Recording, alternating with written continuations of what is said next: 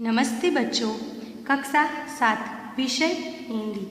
इकाई 3 कुत्ते की वफादारी कहानी का आगे हमने अध्ययन किया था और मैंने यह इकाई आपको समझाया भी था। और हमने हिंदी की स्वाध्याय पोथी में प्रश्न और प्रश्न के उत्तर 1 से लेकर 6 तक के किए थे।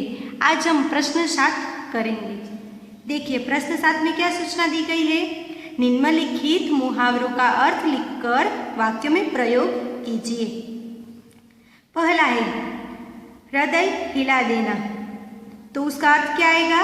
हृदय को द्रवित कर देना।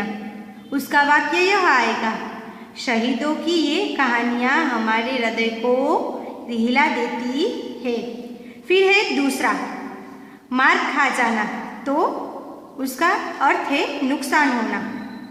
उसका वाक्य यह आएगा, सूखे के कारण किसानों को बहुत मार खानी पड़ी।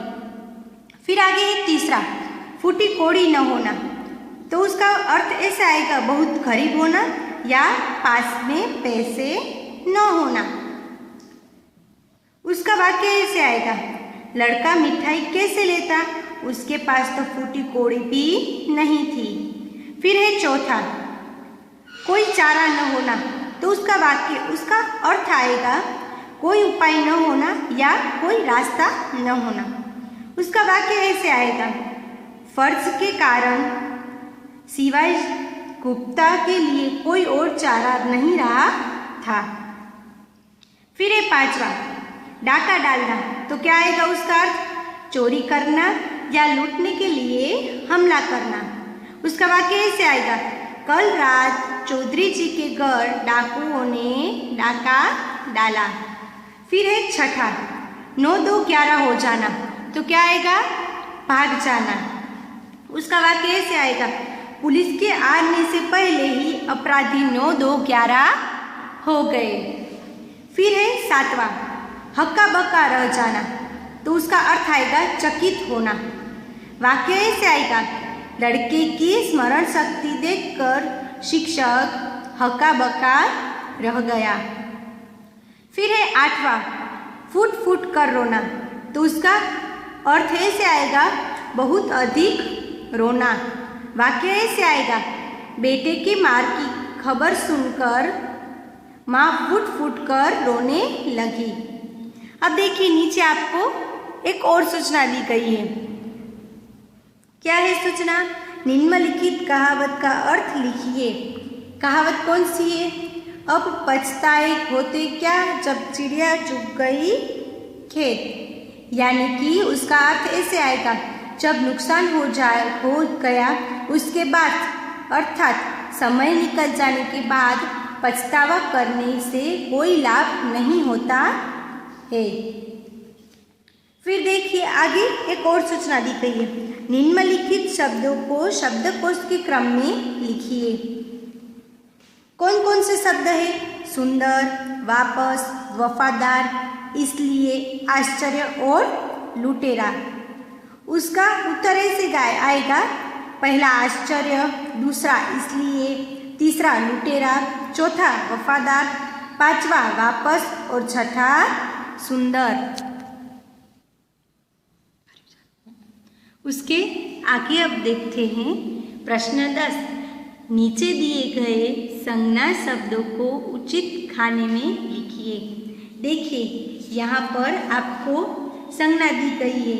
कौन सी? व्यक्तिवाचक संज्ञा और जातिवाचक संज्ञा। व्यक्तिवाचक संज्ञा किसे कहते हैं? किसी खास व्यक्ति, प्राणी या स्थान को सूचित करने वाली संज्ञा को व्यक्तिवाचक संज्ञा कहते हैं। और फिर ये जातिवाचक संज्ञा, जो संपूर्ण जाति का बोध करता है, उसे हम जातिवाचक संज्ञा कहते हैं। अब देखिए यहाँ पर आपको अलग अलग शब्द दिए गए हैं, जैसे भारत, हिमालय, नदी, वीर सावरकर, सैनिक, नर्मदा, पर्वत, नीम, गिरनार, छात्र और गाय। अब आपको यह जो शब्द है वह व्यक्तिवाचक संज्ञा और जातिवाचक संज्ञा में जो अलग अलग है वह करने हैं। ठीक है, पहले देखते हैं व्यक्तिवाचक संज्ञा में कौन कौन सा आएगा। व्यक्तिवाचक संज्ञा में आएगा भारत, हिमालय, वीर सावरकर, नर्मदा, नीम और गिरनार। यह जो है वह व्यक्तिवाचक में आएगा। अब जातिवाचक में देखें, जातिवाचक में कौन सा आएगा? अब दो ही बचे, कौन कौन से? छात्र और गाय। गाय जो है वह संपूर्ण जाति का बोध करती है, इसलिए वह जातिवाचक में आएगा। और छात्र वह भी संपूर्ण जाति का बोध करते हैं, इसलिए वह भी जातिवाचक में आएगा। अब आगे देखिए, आपको फिर से नई सूचना दी गई है। निम्नलिखित शब्दों का लिंग परिवर्तन कीजिए। लिंग परिवर्तन यानी कि क्या?